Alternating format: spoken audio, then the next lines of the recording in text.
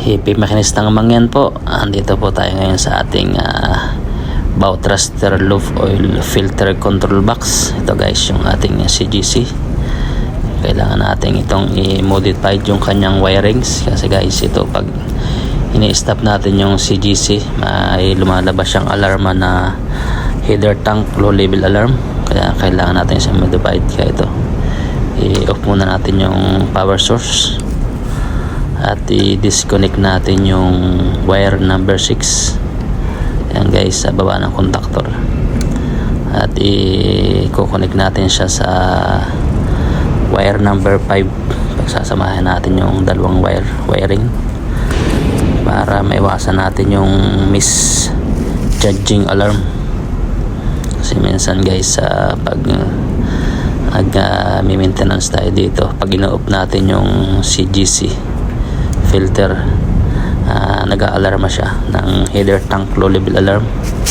Kaya ito kailangan natin i-modify yung kanyang wirings. Ayan guys, i-disconnect lang natin yung wire number 6, tapos i-connect natin siya sa wire number 5.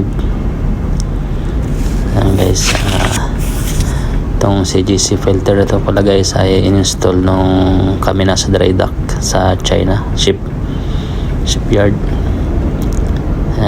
Kaya ito kailangan natin i-correct yung wiring para yung mga papalit sa atin ay hindi na sila mag-misjudging sa alarm kung bakit nag-aalarma ng low level alarm yung ating header tank kahit naman nasa normal level yung ating header tank. Kaya yan guys yung kanyang diagram. Yung wire number 6 dinisconnect ko sa contactor yan guys, at kinabit ko siya doon sa number 5. Ayan. Tapos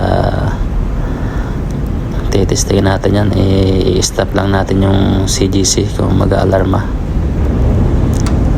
Ayan guys, kailangan din natin ayusin yung ating mga inalis na cover dyan sa wiring, tapos ibalik din natin yan guys para malinis tignan yung ating mga wire. Ayan guys, pagkatapos yan switch on na natin yung power supply at i-close na rin natin yung control box. At pagkatapos yan guys titesting natin, switch on natin. Ayan guys, please follow, like and share. Hippie makinistang mangyan. Thank you for watching. God bless.